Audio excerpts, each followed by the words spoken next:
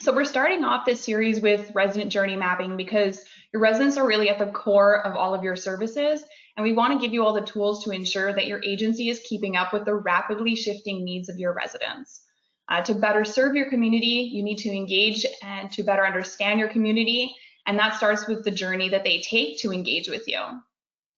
Our presenter today is our very own VP of Marketing, Liz McConaughey.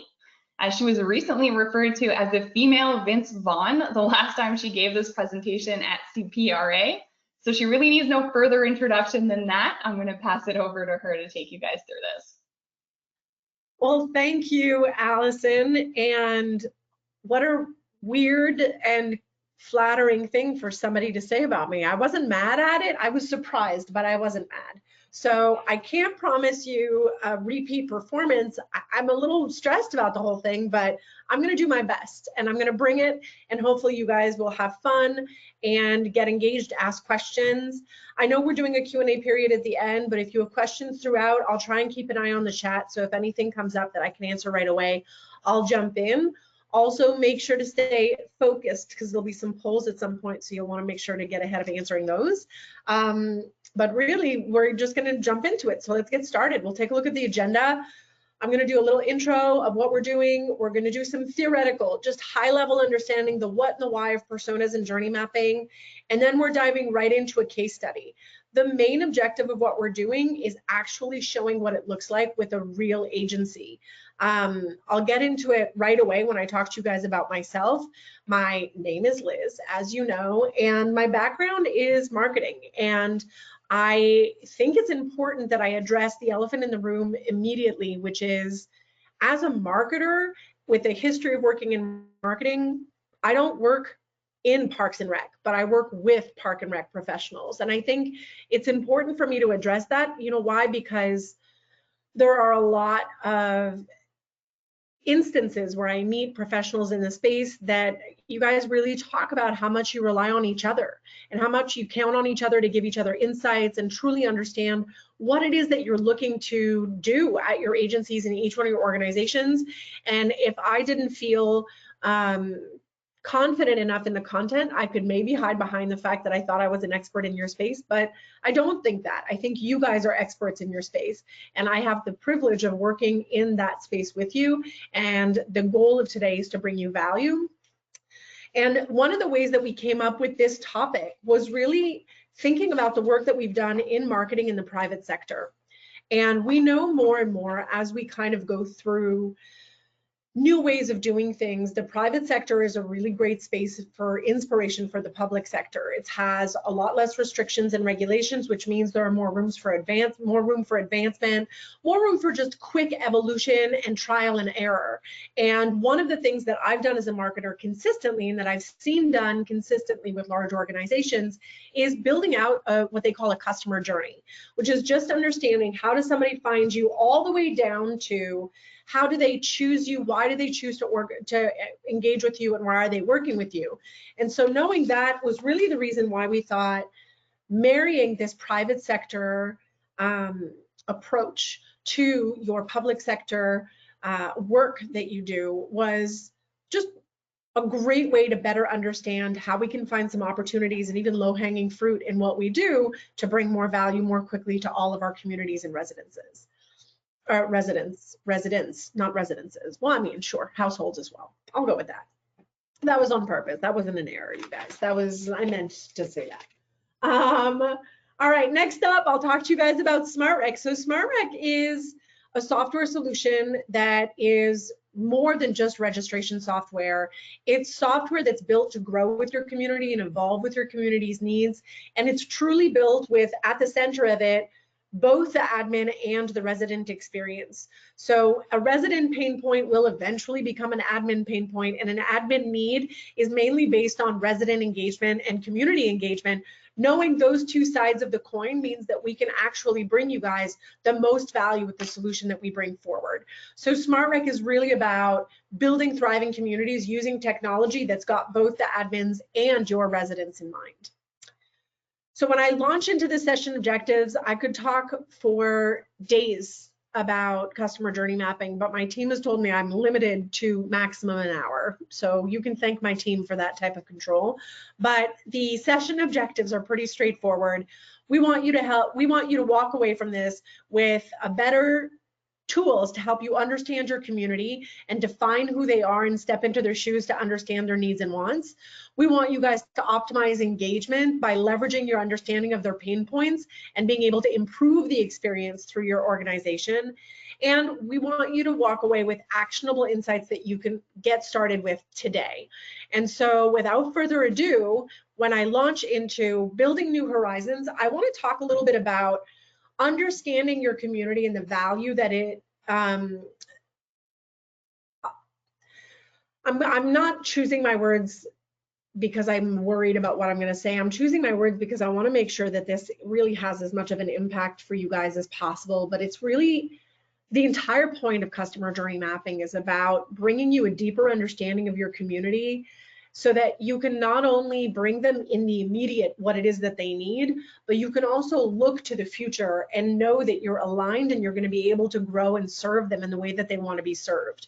This will not be a presentation about COVID. This won't be a presentation at CPRA. They were just grateful I didn't use the word pivot. So other than saying I'm not going to say it, I won't be using that word. This isn't about how to react and how to change what you're doing. It's about taking stock of what you've been doing and thinking, hey, if I want to make sure that I'm future-proofing myself for situations like this, what are some of the things that I've learned? I need to be able to do things quickly. I need to be agile. I need to be able to adapt to what's being given to me. And we've named this entire series the Fresh Start series because, and I don't know if you can see me, but I wore my The Future is Bright t-shirt for this because I really believe that once the dust settles and we've come out of a very difficult, very emotional, and very trying situation for the world at large, we're going to now have an even better understanding of how do we get smart about what we need to be doing in the future so that it doesn't hurt this much if something goes wrong. And that's why we're looking to build those new horizons. That's why we're doing this today. And we really want to understand our communities in a meaningful way that means we know we're able to grow with them. So when I think about customer journey mapping or resident mapping and building out personas that define my residents for me, if you guys could, I know some of you are ready for it, go into the chat and let me know, type in a message in the chat, just let me know what you think understanding the customer, the resident journey, and understanding your residents' personas, what value is that going to bring for you as just a service organization that's mission driven? What value are you going to be bringing to your organization by understanding the resident journey? Better connection, a better understanding. Absolutely. I love that so much. Better connection and understanding. Anybody else want to add something in the chat or in the questions? Oh, perfect. Efficiency, yes, I love it. So this is great. This is the emotional and the rational coming together. This idea of like better connecting with them and understanding their needs, but then also efficiently feeling like I can meet them. There's nothing more frustrating than feeling like you know what the problem is, but you don't know how to get there. How do we keep from overgeneralizing our community? Yes, Paul. Hallelujah to Paul. I love this so much. And literally, it's going to be, spoiler, the bullets in this slide are going to be connected to that. This idea of if you have a better understanding of your community, you understand how to efficiently serve them, and then you start identifying how do you keep from overgeneralizing, you're going to create those better connections that you're looking to build. This is so great. A huge shout out to Paul, Katie, and Dawn. Thank you so much for answering. These are such great answers. And as I launch into it, on our side, it really looks like this, staying current. So I think of this, if any of you guys play video games, or if you know anyone in your life and in your heart, as I do, that loves a good video game, there's a concept in there that's you save as of the last checkpoint. So it's this idea of you've played the game all the way through, and if you get to the last checkpoint, you save your game, and now when you pick up to go play again, you're starting from the same spot. Wouldn't it be great if we were able to have continuous checkpoints with our communities? That means we have a saved as that's very recent, and it's our most recent update, our most recent checkpoint passed, and it's our most recent snapshot of our community. So really just having that kind of like snapshot moment of the community, so you know, okay, November 2020, this is what the community looked like, this is what their needs were, this is who they are, this is what they're looking for. And then if you do this again in a year, in 6 months, you can level set against your baseline that's very recent. Because if you've got to start back at the beginning every time and you can't see the evolution of your community, those points will help you start seeing like, hey, our community is becoming more digitally savvy, or our community is becoming more multilingual, our community is becoming much younger, has much younger families. Those are trends that you can see over time as you map out the demographic breakdown and just the persona breakdown of your community. And it helps you know, okay, well, if they've got younger kids, then more people are going to be coming, the schools are going to become important, park spaces are going to become important. We should be offering more programming for a younger audience. Pools are going to become a thing. So it's really being able to understand your community, not only to know what they're up to right now, but being able to forecast, hey, if everybody's got somebody in a toddler age bracket right now, that means in 5 years, we're going to be looking for park space. We're going to be looking for more kids activities and leagues even in our programming. So staying current. Next up, challenging assumptions. So this, to Paul's point, how do we keep from overgeneralizing our community? Challenge your assumptions. This is the best way to keep doing this. And you challenge your assumptions with facts. You challenge your assumptions with open-ended questions, difficult questions that make you step outside of your comfort zone. Now, speaking of comfort zones, I will share with you that I am a female, in case you hadn't figured that out, but I am a female. I'm 41 years old. I know, how is that possible? She looks so young, but I'm 41 years old, it's true. And I'm married, I don't have kids, professional, I'm a homeowner, and I don't own a car. These are just basic demographic pieces of information about me. But as you keep going through the persona building, you're layering in then motivations, goals, what drives this persona. If I look at this person, what drives her? Now, I'm going to assume out of the 3 people that answered, Paul probably relates the least to being a 41-year-old woman. Now, that's an overgeneralization. I don't want to say it, Paul. If you truly relate to my pain, then we're in it together. But just based on demographics, I can say maybe Paul would have assumptions about what his community wants that are different than what I want as a member of the community, because we just come from different vantage points. I don't have kids, like I said. So if I ever wanted to understand a new mom persona, I would need to ask a lot of questions, put myself in their shoes, and really try and understand what their reality is. Challenging assumptions is so necessary because it busts us out of our day-to-day. And I'll even push it a level further, which is you probably have 1 or 2 of your persona types that show up at the front desk that interact with you the most every day, every week. And so it's easy to create a snapshot of your community out of those people and forget those that are more online, that are more kind of punch in, punch out, go to the gym or go to the activities and then leave. And you don't even get to really know them that well. How can you understand them better? That's what persona building will do. Break biases. It is so easy to fall into the trap of a bias. And the exercise of breaking bias, the exercise of persona building helps us break biases because it forces us to ask questions, and we need to be ready and actively listening to the answers. Now, I could think of possibly the seniors persona or a senior persona becoming having a bias attached to it, that not tech savvy, chatty, doesn't do this, doesn't do that. I know a lot of people that fall into a senior age bracket that are extremely tech savvy, that are on Zooms, on FaceTimes, texting, sending pictures.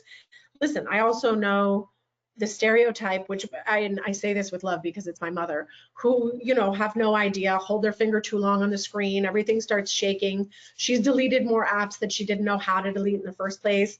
It's been a bit of a journey, but breaking those biases is important because it helps us think beyond what we think they need and what we assume that they need, and possibly, you know, I can think of Town of Erie is an organization that we work with, and they actually launched Zoom Hangouts for their seniors during the lockdowns that they went through.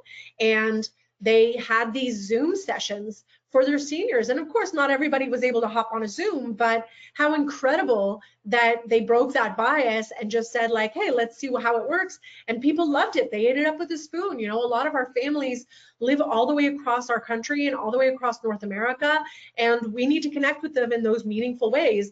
Listen, my mom might delete apps, but she's FaceTiming her best friend who lives in Virginia on a regular basis. So, you know, hey, that's a bias broken. And lastly, reaching the entirety of your community and not just the 80%.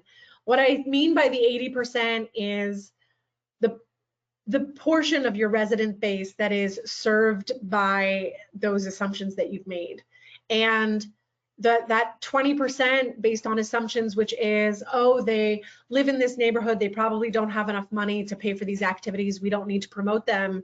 Well, that may not be true any longer. That may not be what that demographic breakdown looks like. Maybe they do want those activities, and they will find ways to kind of, you know, make that happen for their families or for their community.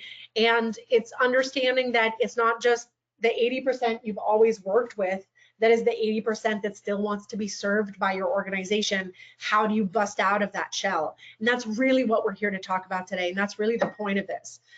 So before you move your face an inch from the screen and start panicking and thinking about, oh my God, I have to read all of this, you do not. I've placed this here because I wanted a snapshot. My team told me to remove this. I didn't listen to them. Some of them are on this call and they're going to be like, Liz, we told you it's too much. Too bad. I like it. I'm keeping it, but I'm going to simplify it in a second. The point of this is I found this persona map and this customer journey, because it's Starbucks, it's a customer. I found this customer journey map and I thought it was so interesting because this is essentially buying a cup of coffee. And look at how many steps and how many points for optimization, improvement, points to celebrate that they identified out of a simple cup of coffee. And think of the work your organization does and how much more complex it is than offering a cup of coffee. And if Starbucks has benefited from this exercise, you know that we will find ways to benefit from it in our areas as well. So I've reduced it down to just the touch points, but you can really tell from the moment they walk in all the way to the moment that they've picked up their cup and they're leaving, they're thinking they've either got a good drink or they're in the negative, which is they're annoyed about closing time and they're annoyed about where they sat, their back hurts. They really thought through every layer of that experience. And so if there's this idea still that is maybe rooted in this thinking of like, this feels like a very corporate exercise and that's not what we're about. This isn't about public or private sector, corporate or not, or nonprofit. This or corporate or government based. It's really about thinking through every touch point you have with the people you engage with and how can you improve them and bring them a positive experience from engaging with you. And the value that you can be gained for that is everywhere within it once you start really diving into it. So understanding personas, this is just a level set. This is what I said. I was going to do a bit of theoretical over here, but understanding the personas is just critical for us to all level set that we've all got the same understanding. It's a semi-fictional representation of your community members, and it's based on a bunch of factors. It's based on demographics, motivations, behavior patterns, and goals. I'm not going to dive into them here because I'll dive into them here. Asking the right questions. So this is really about, let's think about that new mom, right? So I'm trying to understand the new mom persona. I don't have kids of my own. I have friends that have children. I have family members that have children. I've had firsthand experience at being an awesome aunt, but I know that I'm not there at 3 a.m. for the 3 a.m. feedings. I also know that my headspace doesn't get as clouded as theirs does because I'm not on a roller coaster of emotions. Again, that leads me to think I should ask more questions about this. So when I dive into it, I think about my custom demographics. I'm looking at core facts, career, education, salary, age, sex, education history, but also just, You know, do I want anything? Do I want anything else? Do I want to understand languages spoken? Do I want to understand heritage? What is it that I want to understand about this demographic that will give me a really great snapshot of just on paper who they are? And now we get into building the personas, which is more about what gets them going. You know, and you guys have an advantage because you do have an opportunity to communicate and connect with your residents regularly. So getting the custom demographics, firstly, you have access to that data, but then understanding their goals, their behavior patterns, and their motivations, it's available to you in the engagements you have with them on a regular basis. And it's not that it's easy to do, but it's much more accessible to gather that information. And you guys can get creative about the way that you do it. Of course, there's front desk where you can ask the questions, but there could be asking the questions to a group when you're giving them a class. Well, not in the middle of yoga. You're not going to start talking about, you know, motivations and behavior patterns, but maybe at the end of the class, maybe if you've got regular touch points with them, if it's any type of like regular workouts or one-to-one trainer experiences, you have a lot of moments and touch points with your residents that you can ask them those questions. And so when we're talking about goals, this is where it becomes semi-fictitious, right?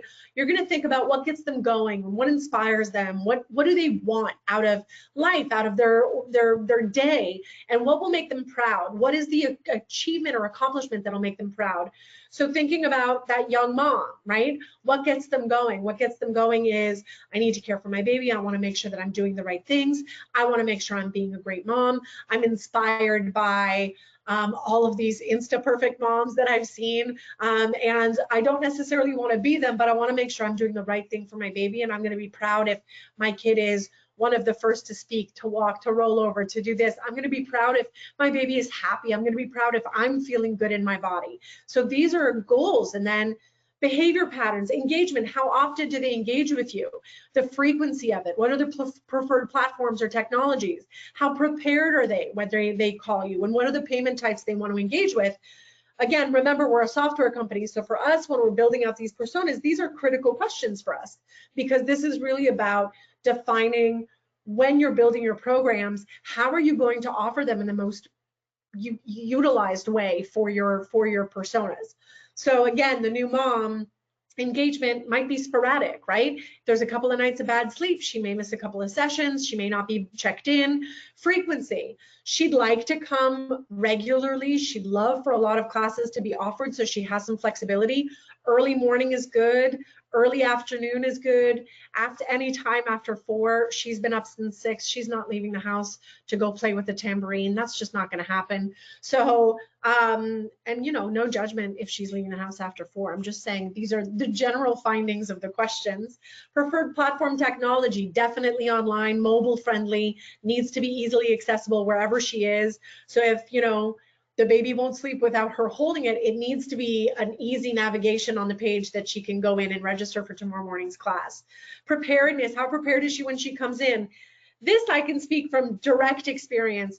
Every new mom I know is unbelievably crazy over-prepared for every outside of the norm situation that could happen, but most often forgets wipes or diapers or a change in onesies, because that's the frazzled mom brain. And again, I say this with love and no judgment. It's just a trend. So does that, and then how do you guys leverage this? Well, oh, okay, well, maybe this means I should have some extra supplies in any of my mommy and me classes. I should make sure that we're not expected that they have to bring any equipment in. I should make sure that like we have terminals that are tap to pay, that they can pay online through their credit card and never worry about having to pay for a class. And then lastly, when we talk about motivations, what are they looking to accomplish? So what do they want to do? What is their ideal outcome? What do they want out of the activity, and what does success look like? What are they looking to accomplish? They're looking to have somewhere to go during the day to keep their child entertained. Ideal outcome is happy baby, happy life, right? The happy wife thing kind of gets iced for a little bit when there's a newborn in the picture. What do they want out of the activity? Easy, fun, engaging, other moms, meeting other babies. I just got a mental picture of like babies shaking hands. This is bananas. That's not what babies do, but you know, babies engaging with other babies. And they grow up quickly. And I know some of my nieces and little kids in my life, they're really close with some of those kids that have been at those groups that they've played in. And what does success look like? This isn't really about getting a gold medal in Mommy and Me playing with the scarves class, but this is much more about success looks like I've got a happy, tired baby that's going to nap when I get home. I have I have a mom that feels really good about having given her kid an educational, stimulating experience during the day. So asking the right questions helps you deep dive into those personas to better understand your residents overall. And the power of empathy. I know that it could seem either obvious or to some of my more Cartesian participants a little bit out there to talk about empathy, but it's not just like a new age term. I think all of us know that empathy is going to go a really long way. And in building out our resident journey, you're thinking about going beyond just the logistics of what that journey looks like. You're really thinking about what are they feeling and how are they experiencing that journey as they go through it.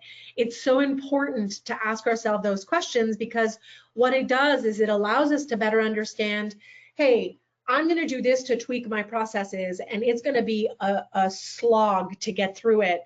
But when I think about the value it's going to bring to my community, the slog is worth it. And if I keep bringing it back to that empathetic moment of, I'm going to make it so much easier for that new mom to feel supported and to feel empowered by our organization, that this work is worth it. And maybe it even spins it into something that feels exciting and feels deeply fulfilling.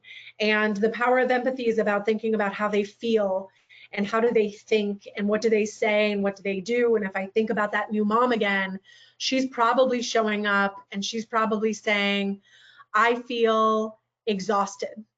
Paul's like coming in with some, yes. First of all, the quote of Descartes, if ever I meet you, Paul, I will explain to you why that just hits like 17 historical notes in the life of Liz McConomy. But yes, I empathize, therefore I am. Absolutely. I think that the empathy that we build out for our residents and that we build out for the people in our community is what will draw them to us, because they will feel seen and they will feel heard and they will feel like there is an organization that understands them. And so when I think about this new mom, how does she feel? She feels all the feelings. She's exhausted. She feels overwhelmed. She feels excited. She feels more love than she's ever felt in her whole life. And then she feels like maybe she needs a week to go sit on a beach and sleep while somebody else watches the baby, and then she feels guilty about feeling that. So new moms are going to feel all the feels. And what do they think? They think that they want their baby to be happy. They want their baby to be educated. They want their baby to be rested and fed. They want their baby to be progressing in exactly the ways that their baby should be progressing. And what do they say? They say, I'm sorry I'm late. I'm sorry I didn't sign up. I'm sorry I forgot. I'm sorry I'm sorry I'm not on the list.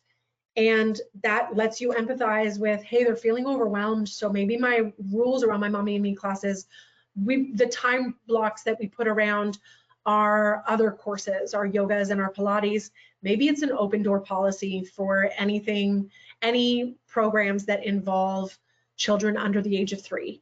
And maybe we're going to change the way that we build out that programming to mimic the way that the participants really want to feel supported. And what do? They say thank you. And they possibly burst into tears in total gratitude. It's a thing, I've seen it happen. And they are extremely loyal. And there is nothing more powerful than a mom saying to another mom, go to this class. This was the best thing. We loved it. And they're so great there. You're building a word of mouth network for yourself that will pay off in dividends by being simply empathetic towards the audience that you're trying to work with. And so empathy is huge, huge, huge in the power of persona building and also the accuracy of it. So now, understanding the resident journey, there's a portion in this where I could possibly choose to walk you guys through the meanings of emojis, and it really entertains me because it feels like such a ridiculous thing, but I won't do it because people have told me it's we all know what emojis mean, but anyway, I just thought you guys should know. I got a kick out of the prospect of it. So the customer journey map is about looking at all of the levels in which all of the touch points in which they engage with you, and going out and mapping them according to an emotional scale. So obviously 100 is, wow, this was the best ever. And it goes down from like, wow, this was the best ever to like, this was great to, okay, I'm neutral to meh to, oh my God, never again. All right, I walked you through emojis. I'm sorry. But the resident journey is really about mapping out every touch point they have with you and then putting them on that sliding scale of how great do they consider that experience. And you'll do this based on each persona you build. So I'm going to conclude the theoretical part right now, and then we're going to dive into the case study portion, I promise. But when I talk about the value of persona and journey building, it really comes down to 4 things: segmentation, understanding your resident segments. When you've looked at that demographic information and you've layered in the qualitative information, you've most likely now seen this neighborhood is built like this, and I knew that already. But now that I've asked these questions, now that I've really put myself in their shoes and empathized and thought about what motivates them, I understand that segment even better. And I understand that maybe I haven't been meeting that segment's needs in one very obvious way that I can activate quickly to be able to bring them back into the fold of my organization and make them feel even more likely to engage with us. In terms of pricing, so when we talk about the rest of the webinars in this series, we're starting with the customer journey or the resident journey, but we're building towards being able to take a look at cost of service evaluations, being able to take a look at the dollars and cents of all the, to steal Jamie Sabak's title for next week's session. It's really looking at the dollars and cents of what it is that I'm spending money on, how are my programs structured, and am I structured in a way that meets the needs of my community?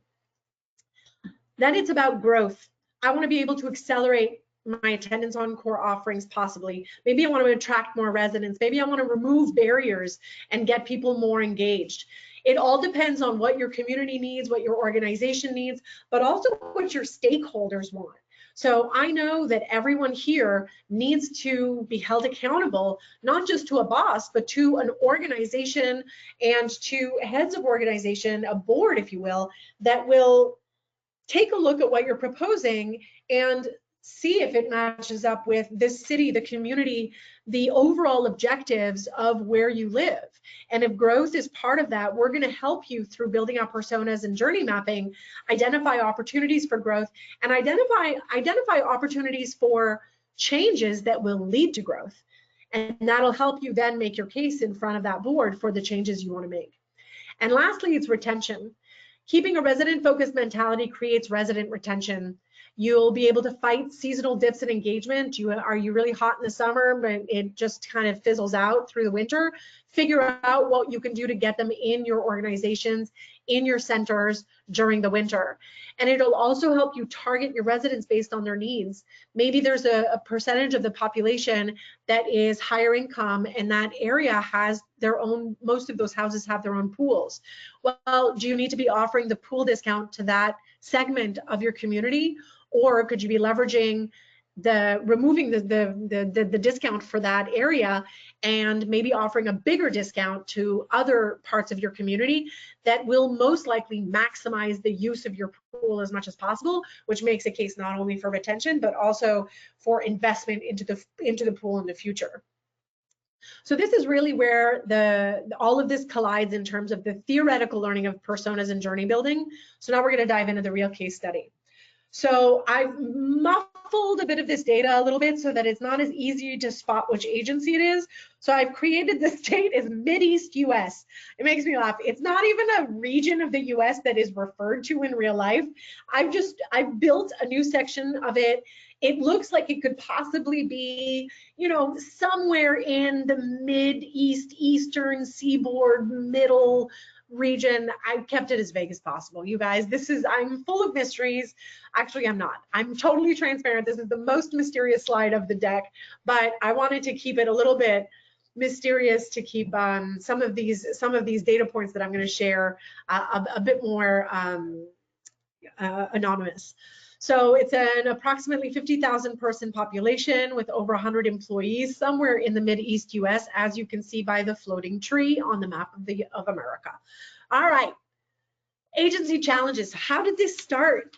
So obviously you guys know we're a software solution. So when we talk about the pain points we were addressing, we were looking at two very key pain points. The first one was I want to offer a seamless customer experience. And this was about my online and offline experiences. The agency was saying, I know that offline I have a really great resident experience. People love talking to us. They love coming in. They love how quickly we problem solve for them. But when we send them online, and some people really want to go online, we're just not at that same level of quality, and that's what we want to bring to them. And I know I'm not serving my low income community. I want a more equitable offering. So these are two very distinct challenges, but that can be better understood through the exercise that they went through. So these challenges may look very familiar to you. I know that it's not uncommon for agencies to face these challenges. It is, though, always a challenge to find the time to go and manage this and to dive into it and really think, you know, offering a seamless resident experience and serving the low income community is two fully separate huge projects. So what we wanted to do was try and figure out where do the two meet. And so where are the most ripe opportunities for the work to be done so that I can not only help serve my low income community better, but I'm also offering a better overall experience to everybody in my community.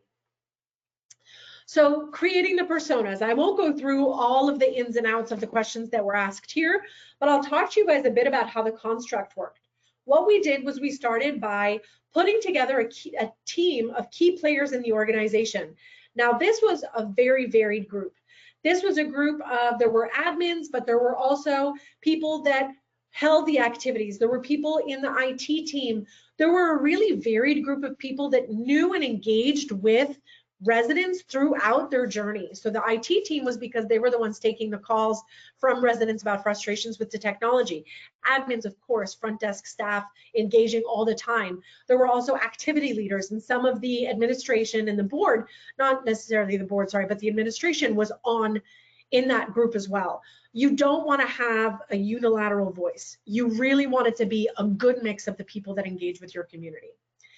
And I won't go through all of these with you, but they came up with, and can we take a minute to just say that I am at this stage in my COVID fatigue where I crave desperately the day where I can be in a room with a large group of people and put big oversized Post-its on the wall and draw on them with Sharpies.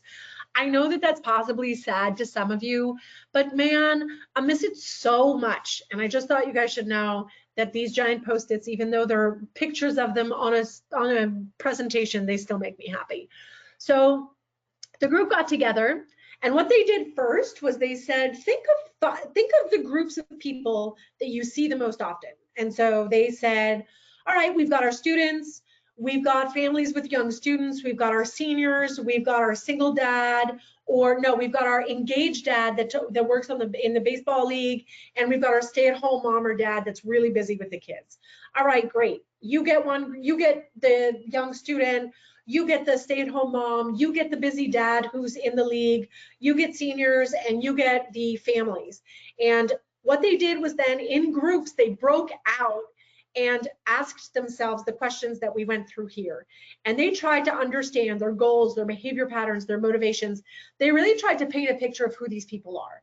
I'm not going to go into big detail, but I can see Matt runs a community baseball group. He has a full-time job, has kids, baseball coach. His time is super important. He wants immediate gratification. He has a dog, and he's married too. If you go to the next one, Stacy. And Stacy, or Lori, is a stay-at-home mom, keeps the kids busy during the day. She knows what she wants. She's overwhelmed. She's got a lot of personal goals and household goals. She's trying to manage money and make sure that everything's being on the, towing the line for the spending. So already I've got two very distinct personas. And if you take a look at these, and I'm letting you guys kind of mull these over, there's a lot of detail in here, right? Like daytime activities, I want after school activities. I might go to Facebook. So I'm looking right now at Stacy. I might go to Facebook if I'm unhappy. Money is a challenge. She wants to socialize. Then I go to the next one, Seb, the student. I may not be 22, but I really felt Seb. He's a student. He's tech savvy. He doesn't want to talk to humans. I've made me laugh. I feel you, Seb. The least interaction I have to have when I'm just trying to do something online, the happier I am. He loves apps. You know, he'll buy a pass, he'll do a bit of this, but he wants to do everything online. He wants to use his phone to check in. He's available 24/7. He grew up mobile, tech savvy. That's what he knows. I go to Marge. She's 71 and thriving. Thank you very much. She has an email but doesn't want to share it. She has no cell phone or a flip phone. So already my mom's ahead of Marge, which makes me feel good. She's chatty. She wants to talk to the admins. She wants to hang out. She wants to know what's what. She wants to, you know, she wants to socialize. And then lastly, I've got families of Lori. She's a professional mom. She works full time. She's online all the time. She wants to do things 24/7. So if it's 11:30 at night, she remembers, shoot, I forgot to sign up Jamie for that basketball program, she can go online and do it right away. So before I'm going to hit pause here and ask you guys, just let me know, do these personas sound familiar to you? Do these sound like characters that you would have at your organizations? I know that in the last exercise, people really felt like they saw themselves in these. It felt very, very familiar. Yeah, Katie, she knows. Katie's like, yeah, I know these people. I know them. So amazing. I think it's, you know, when you think about these characters, you think about who they are, you've built a pretty substantial view. But the question earlier was, how do I go from knowing that I'm serving everyone, but I don't want to generalize and create something that doesn't match? This group that I worked with actually came up with a surprise persona in the end. They started talking about it after a while and they said, you know what? There's a group that's coming up in our community right now that we haven't addressed. And this is actually a group of Nepalese immigrants. Now, I asked the question earlier because I don't think everybody on this call has a group of Nepalese immigrants, but these immigrants were a large part of the community, to the point that the mayor, you can see it in the notes, the mayor is even learning Nepalese to be able to engage with them better. So when you're thinking about this, they created a sixth persona, and that sixth persona was Raji. He's 50 years old. He doesn't want to share his ID. He's a little nervous over the phone. He'd like to register online. He's educated. He's smart. He's a little insecure, less about language barriers, but more about cultural barriers. He's worried that he's going to speak to somebody on the phone and they're going to talk about a league or a way that they build stuff, or even make a joke about something that's well known culturally and he may not get it, may not relate to it. It makes him a little bit insecure about engaging with that agency. Now, they wanted to build this persona out because they wanted to make sure they were serving Raji and his family in the best way possible. He's so proud to be in the US. He's so proud to be in their community. He's got kids there that are school aged, and he wants them to feel really engaged and really like they're part of the community, and that they're getting that, you know, kind of American experience of being fully immersed in what it is that, in where it is that they live. So we're going to focus on two of these. I'm looking at the time. I know if you're sweating it, I got 15 minutes left, but I got this. I can do this in 15 minutes. So we're going to look at Lori and Raji, two very different personas. And I'm going to show you the work that we did now that we've got their persona built out on building out their journey map. Lori, as a young professional, is interested in physical activities technology. She wants her motivations are to keep her and her family fit. She wants to use her phone to do everything. Raji is well educated, speaks English, 2 kids. He wants his family to integrate and his family to be well and healthy. He doesn't know what he doesn't know, right? So he doesn't know culturally that camps exist, and he wants childcare and his kids to really feel like they're getting everything that's available to them. He's fearful of offending, so doesn't ask questions, and he's not always confident he understands everything that's being inferred, so he doesn't necessarily want to speak over the phone. He'd like to be able to take the time to digest the information online. So what we did when we mapped out the customer journey is we actually started with another post-it. Bum, bum, bum. So the journey itself started where they just went out step by step. You can see 1 all the way to 6. So you've got the paper brochure where you're building awareness. They got more information, they register, they pay, they come in for the activity, and then they renew. So they mapped out, those are the common points of that activity. So now Allison's going to put a poll up for you guys to answer.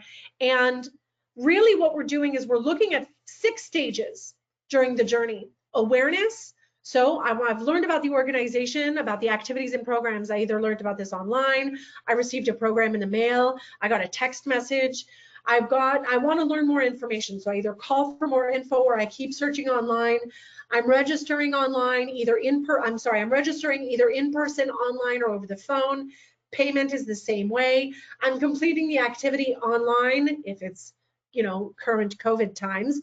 Zoom activities are awesome. Or I'm in person. I know we're all excited to get back there. The trial vaccine is exciting. I try not to talk about politics or anything that's a sensitive subject, so I don't want to talk about vaccines per se, but just the idea that we're making medical advances towards finding a way to not have to be in lockdown forever is pretty motivating for me. I'll say that was a good piece of news yesterday. I'll take it. The future is indeed bright, as my shirt says. They complete the activity and then, of course, they renew either online, in person, or over the phone. So I want to ask you guys, if you were to think about your own organization, I know I told you not to make assumptions, but I'm breaking my own rule. If you think about your own organization, tell me, where do you think you'd score the highest? Would it be awareness, information gathering, registration and payment, completing the activity, or renewals? So your screens just popped up.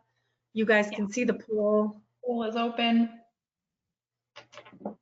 I'm getting some responses. Excited. I'll give it up for about 45 seconds. So another 30 seconds. We're at 20% voted so far. So I'll keep it up a bit longer.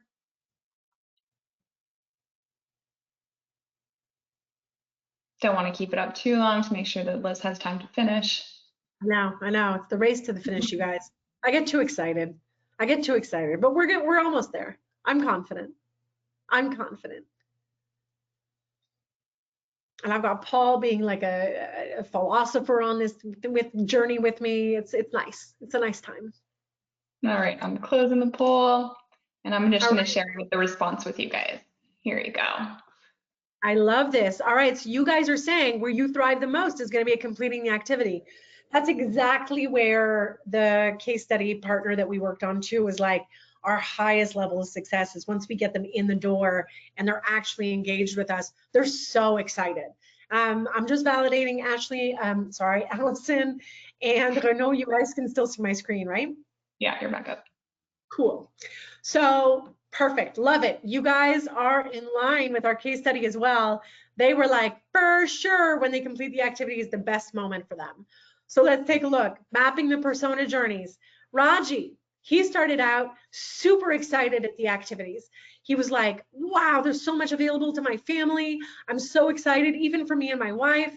He was frustrated that not all the information was online, but made do with what he got. He didn't want to call in to register, although he understands English perfectly. He'd prefer to engage online, so that was definitely a frustration point. He doesn't mind paying. He doesn't mind paying more because he's really excited about what's being offered. So the payment process isn't that down for him because he's not saying this is too expensive. He believes in the value. And he believes in it even more because once they attend the activities, to your points earlier, they're so impressed and excited about how great the activities are. Renewal takes a bit of a dip because of the aforementioned registration process and everything else, but he knows that it's worth it because the activities are great. So already you've got a persona that loves the activities and believes in what it is that you offer. How do you move all of those other circles up past the meh emoji into the happy place? Let's take a look at Lori. Ooh, it's looking pretty similar, right? So you've got Lori over here. She's pleased and grateful for the offerings nearby and within the community. She wants all the details available online, and she's often doing this after work. So she wants to be able to have the information on hand quickly because she won't be able to call in. There won't be anyone there to answer. She wants to book on her laptop or mobile phone. She's irritated when she can't manage everything from one centralized place. So she has to log in for her son, for her daughter, make sure that everybody's managed across the board. Anybody here who's a mom of multiple people in the family? I just have a husband, and I'm not making a generalization about husbands, but I can say for mine that 100% I would be in charge of signing us up for both activities. I don't think the man would go to the dentist if I didn't remember that he had teeth in his mouth. So She wants to book everything on her laptop and mobile phone, is irritated she can't manage everyone from the same place, so it's a bit of a negative experience. She sees the value in the activities, she wants to go to them, and she hasn't the income that comfortably covers it, so it's actually even a little bit higher than it is for Raji. And she's happiest when she goes to one activity while her kids go to another. So if she gets to go to a yoga class, she gets to go work out, she gets to go do her activity, and her kids are happily in another class, she knows the whole family's under one roof, excited, happy, doing their thing. She's in her happiest place. And then, of course, renewal goes down because there's a bit more negativity because of the registration and information experience, but overall, they've got very similar journeys. So as we build out the resident journey, what you want to do is you want to take Raji's journey and you want to take Lori's journey, and of course, all of the other personas that you've mapped out journeys for. And what you're really looking to do is you're looking to build out one common journey that you can say, this is the overall resident journey for my organization. And I know that, you know, if I go back one, you can see here Lori's registration was lower, Raji's was a bit higher. You meet at the global experience is a little bit higher overall, and the payment experience too, so that it reaches kind of this visual that lets you give more of a centralized universal resident journey mapping across the board. If there were one resident in particular that you've built a persona for that you really want to focus on, so in the case of this client, the low income resident, well, maybe we would spend more time trying to figure out things that they could do to help them improve that journey and in an isolated case. But overall, you want them all grouped up together. It's time for the next poll, guys. This one's going to be lightning rapid fire. Allison's going to post it. The question is about where do you think your organization would score the lowest were you to go and actually take a look at this journey? Is it awareness, information, registration and payment, the activities itself, or renewal? This is going to be lightning. You've got 30 seconds. Get in there, vote. Let us hear your voices. And it will not take us 4 days to tally the results. Ha! All right, the only joke I made about politics. I'm sorry. But Sienna and I were best friends last week. 10 more seconds. I can't see anyone's face because all of you guys are like muted and off cam. So I just want you to know that I really entertain myself during these webinars, all by myself. I think I'm hysterical. All right, we're back at it. Let's go. We're going to take a look. Oh, hold on. I went out too quickly. Let me share. So the lowest with 57% is awareness. Interesting. And okay. Then we have registration and payment at 36%. Interesting. So it is challenging to build awareness, and it's challenging to think about how do you get all that information online that they want so that you can really have like that optimum experience overall. So as we built out this resident journey, and as we went in and we created that one global journey, now we get to putting it all together with 5 minutes left on the clock. Your girl is bringing it in on time. Yes, sir. I'm pretty pleased with myself, team. I just thought you should know. I told you I could talk about this for days, and I was given an hour. So putting it all together, when I go back, I'm going to look at this journey. What you want to do is when you think about your challenges, you want to think about where are the common pain points. So we know that a common pain point for our personas was at registration, and for the group here, it was awareness.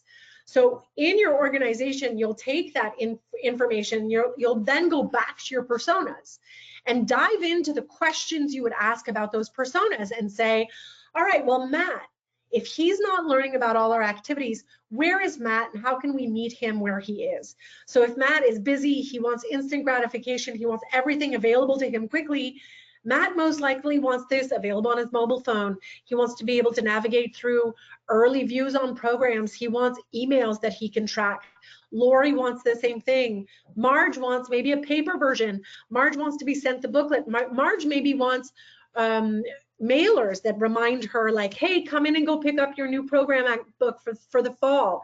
Maybe Marge needs to be communicated with in a different way, but if you find commonalities across each of your personas that'll help you improve whichever stage of the journey it is that you're truly concerned with at that moment, what you'll do is you'll be identifying these low-hanging fruit that mean with one solution, you're solving the pain point for many personas at once and making your organization even more valuable and meaningful to the residents that you want to serve and the community that you want to bring together. Don't try, point number 2 is one of the most important. Don't try to solve it all alone, right? Often we take on the burden of having to try and find the solutions to the problems we've identified in silos. Whereas if you talk to your admins and you say, well, how do you guys troubleshoot this? What are some of the creative ways you've gone around finding ways to get information quickly or ahead of time to people who want it? They may be able to give you some tricks and tips that you could then leverage and scale out and have become part of your process. Talk to your event organizers and say, hey, do you want to talk to your classes as they're wrapping up about what's coming up next? Do you want to ask them questions about what they want? Find ways to solve for your pain points in a universal way and throughout the entire organization. One of the best things that we got from organizations overall in feedback from the activities all together was really, we were truly looking at everything from a myopic view, and it was a bit of a micro view that we were looking at everything through a telescope, the lens of a microscope, not a telescope, and we needed to expand our view. One of the best things that happened here is because we brought in people from all different levels of the organization, we had buy-in from all different levels of the organization, where people from admins to activities facilitators to program managers to the directors and leadership were on board and bought into solving for these problems because we knew that this was going to be the way to do it.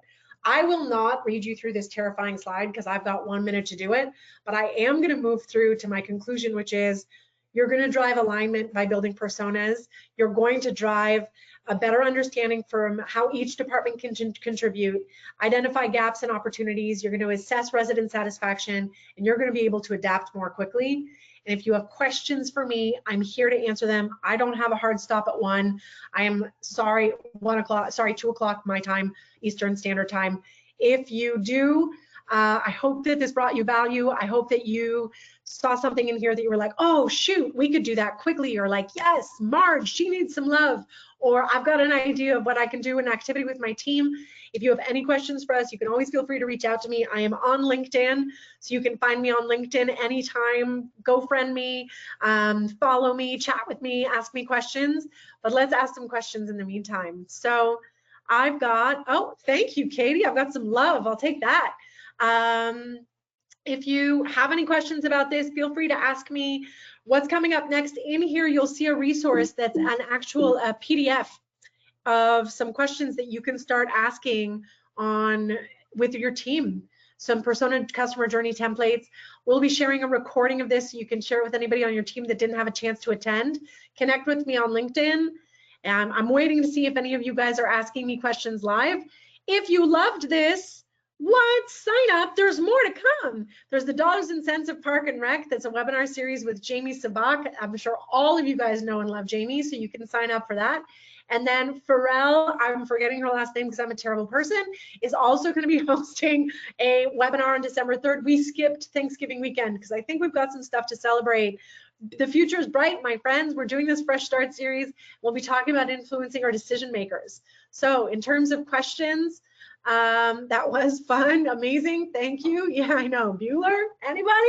I'm into it. Paul, you get a special 10 imaginary points to Paul because he was just bringing the funniest comments throughout all of this. And don't be sad, you guys. The points don't mean anything, but they mean something to me and to Paul. So that's really it. I think you guys are signing out. If you don't have any questions, I will let you go and be free. Go build personas, customer journey maps.